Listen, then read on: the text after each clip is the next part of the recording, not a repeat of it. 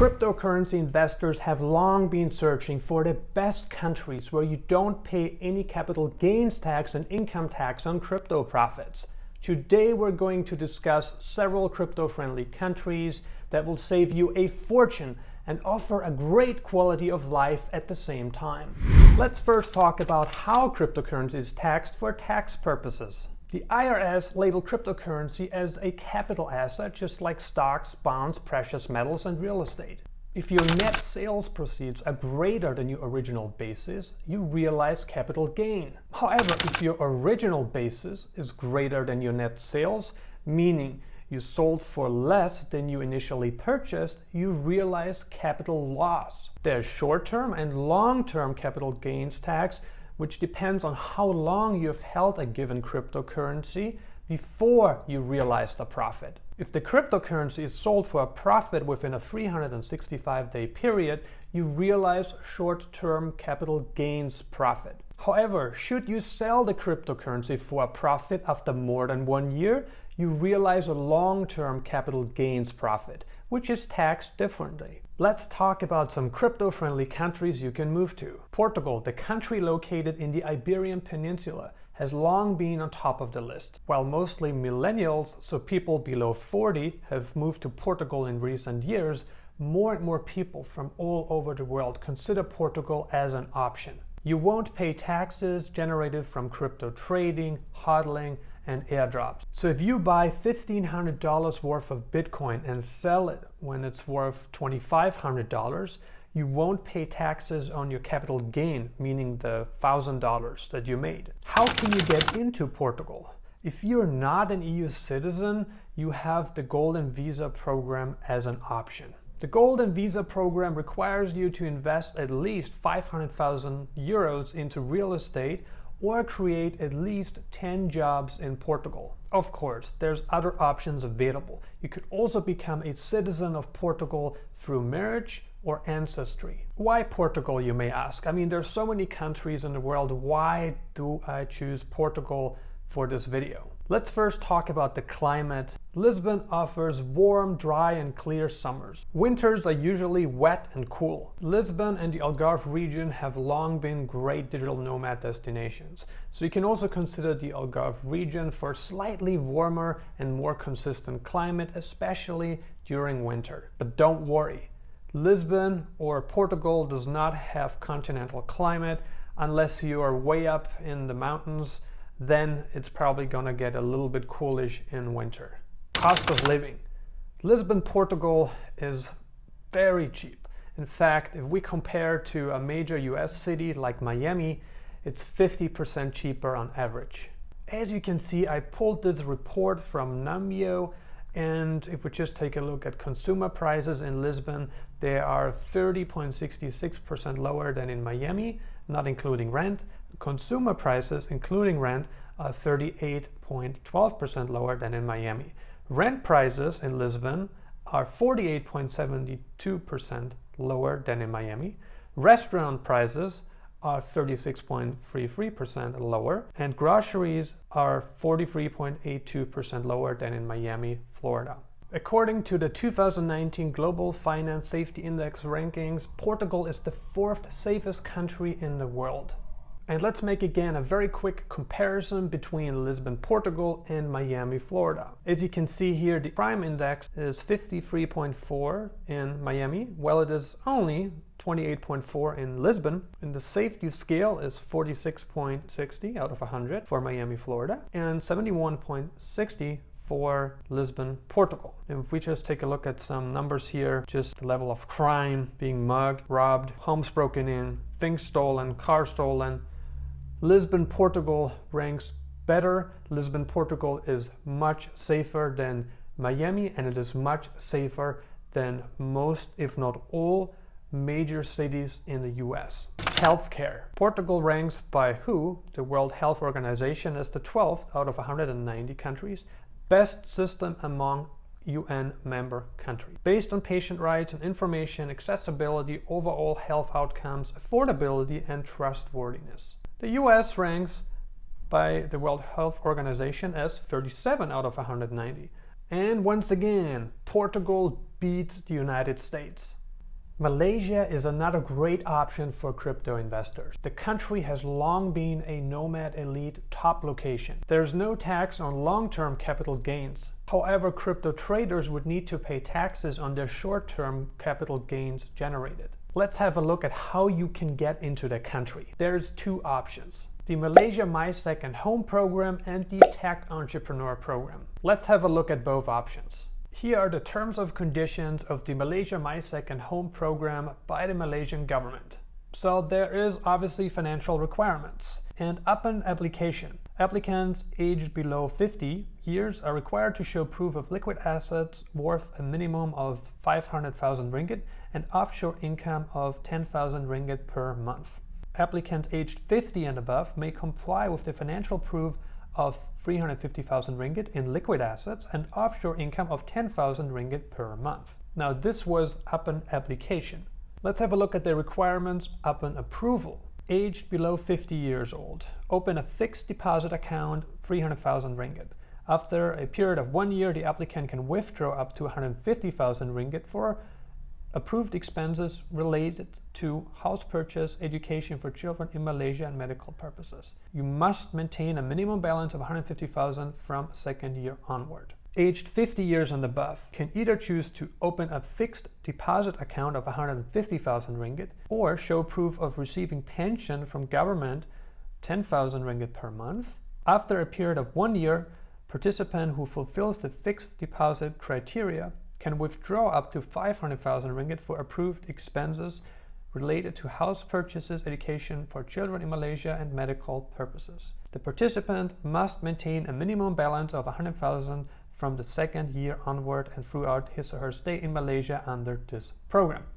Now this was the Malaysia My Second Home program.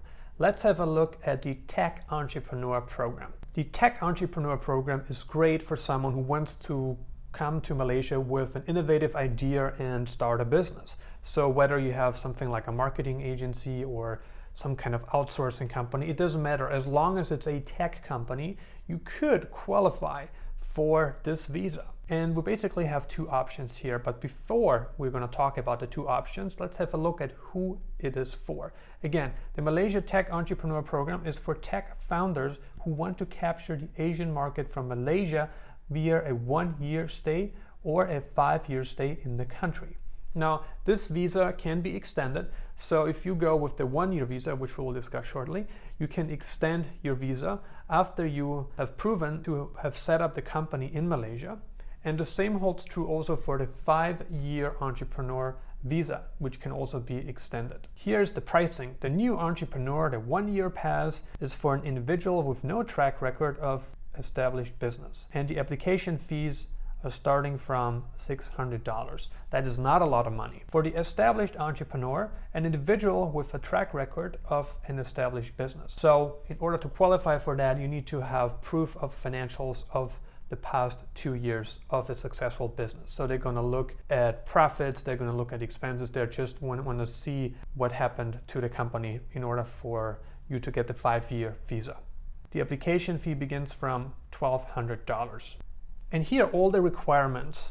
You need to show a business pitch deck, financial record, we already talked about this partially. For the new entrepreneur, you need to show 3 months personal bank statement with a minimum account balance of 50,000 ringgit, which is not limited to Malaysian banks. So we're talking like, what, $12,000, $13,000 maybe, 10,000 euros. And for an established entrepreneur, you also need to show 3 months of personal bank statement, minimum again, 50,000 ringgit. And also proof of business performance, which we already talked about before. And like for anything, you need to show the certificate of good conduct. So a document issued from the embassy or enforcement agency that states of no criminal record of an applicant in their residing country. And the last thing that you need, this is for the new entrepreneur, is a personal bond document signed by a Malaysia Digital Hub or MTEP recognized partner.